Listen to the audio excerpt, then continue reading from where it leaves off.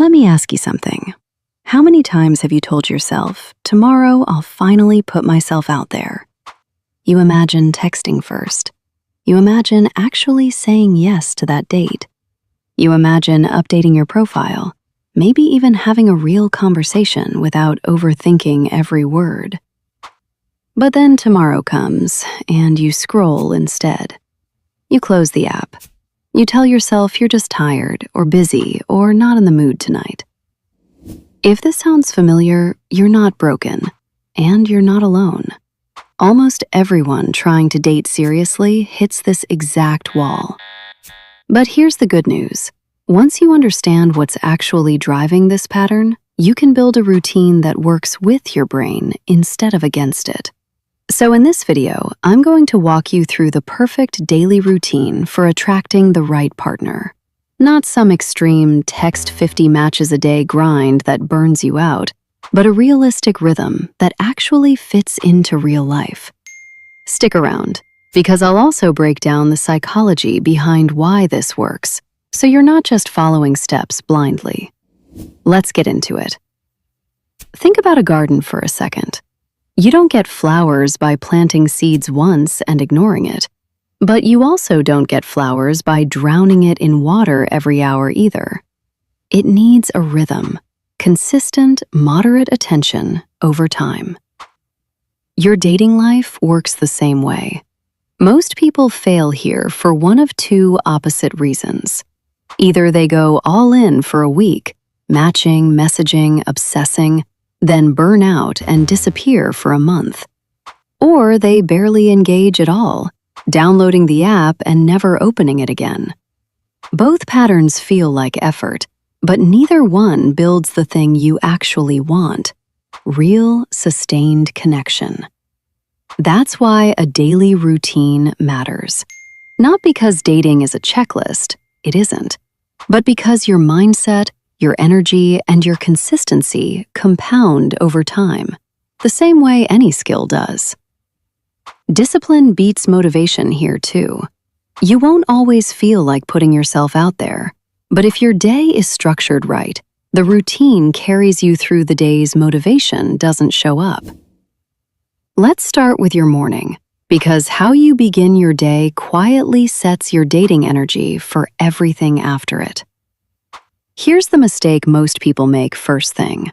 They wake up and immediately open a dating app. Or worse, check an ex's social media. That's like inviting someone else's expectations, comparisons, and old wounds into your head before you've even brushed your teeth. Instead, give yourself a few minutes of actual quiet first. Stretch, get some light, breathe. How you start the morning sets the emotional tone you'll carry into every interaction that day. Start scattered, and you'll show up scattered in conversations too. Second, self-presentation. And I don't just mean your profile photos, though those matter. I mean the small daily habit of treating yourself like someone worth showing up well for. That might mean actually getting dressed instead of working from bed all day, or taking 5 minutes to update one line on your profile instead of leaving it stagnant for months. This is also a good time to check in with your attachment patterns. If you tend to swing between "I don't need anyone" and "I need constant reassurance," it's worth understanding why. Amir Levine and Rachel Heller's book, Attached, breaks this down clearly. It's one of the most useful frameworks I've found for understanding why some of us get anxious after a good date, while others pull away the moment things start feeling real. If any of this is resonating, it's genuinely worth a read. I'll link it below. Now let's talk about the middle of your day, the part where most people either overdo it or completely check out. Here's the shift that matters. Treat small interactions as practice, not as tests. Most people approach every message, every match, every conversation like it's a pass or fail exam. That pressure is exactly what creates the overthinking spiral. Drafting a text 3 times, rereading someone's reply for hidden meaning, deleting a message right before sending it. But here's the truth. One conversation almost never determines your entire dating life. Treating it that way just makes you more anxious and, ironically, less genuine. Instead, set a small, realistic afternoon goal. Not get a date today. That's outside your control. Something you actually control, like send one genuine message, or respond within a reasonable window instead of strategically waiting hours to seem busy. Small, repeated actions build actual comfort with the process, the same way any skill improves through reps, not through analysis paralysis.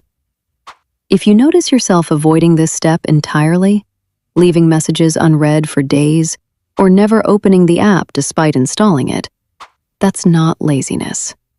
That's usually your brain protecting you from a rejection that hasn't even happened yet. Naming that pattern is the first step to loosening its grip on you. By evening, if you've had any real interaction that day, a good conversation, a date, even just a message exchange that felt promising, this is when most people either spiral or actually learn something. Here's the mistake. Replaying every detail obsessively, searching for what you did wrong, or catastrophizing a slightly delayed reply. That's not reflection, that's rumination. And it doesn't actually make you better at dating, it just exhausts you. Real reflection looks different.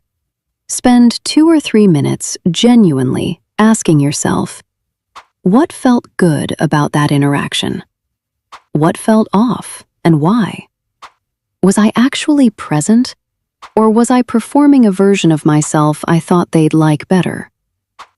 Write it down if that helps, even just a sentence.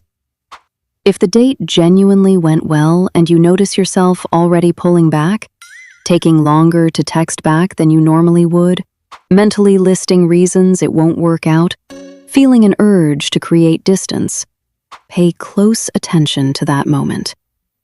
This is one of the most common and least talked about patterns in dating. Self-sabotage right after real connection starts. It's not because you don't want closeness. It's usually because closeness itself feels unsafe on some level you haven't fully looked at yet.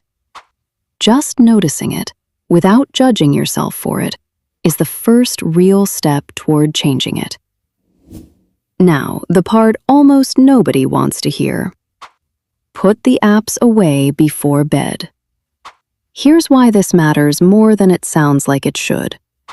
Late at night, your judgment is already worn down from the day, and decisions made in that state tend to be worse ones. Sending a message you'll regret, spiraling over a conversation that would look completely different in the morning, or comparing your dating life to some curated version of everyone else's.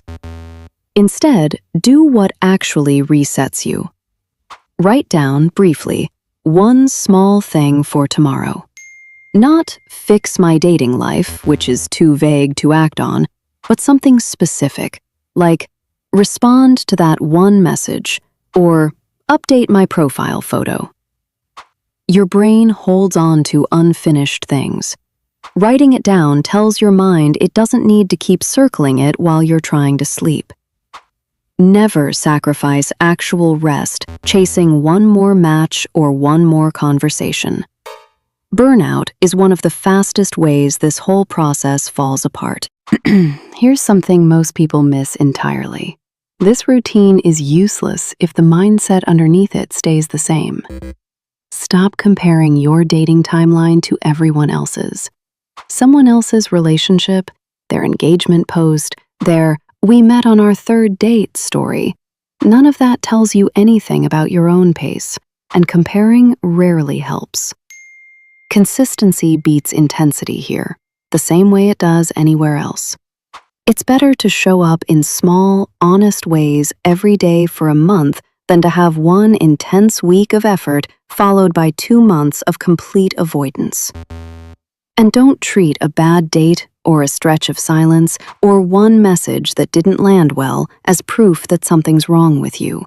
Everyone hits friction in this process, The people who actually get somewhere aren't the ones who never struggle, they're the ones who don't fully disappear after a setback. So there you have it, the perfect daily routine for attracting the right partner. One that balances mindset, effort, reflection, and rest, instead of burning you out or leaving you stuck in avoidance. Morning is where you set your mindset and show up as yourself. Afternoon is where small, consistent effort replaces overthinking. Evening is where real reflection, not rumination, helps you actually learn. And night is where you protect your rest instead of chasing one more match. If you follow this rhythm for the next 30 days, you'll likely notice something shift. Not because you found the perfect script or the perfect opening line, but because you stopped running on the patterns that were quietly working against you. If this resonated with you, especially the parts about overthinking or pulling away after things go well, that's exactly what this channel is about. I dig deeper into these patterns in every video here, so if you want to understand your own patterns more clearly, subscribe, and I'll see you in the next one.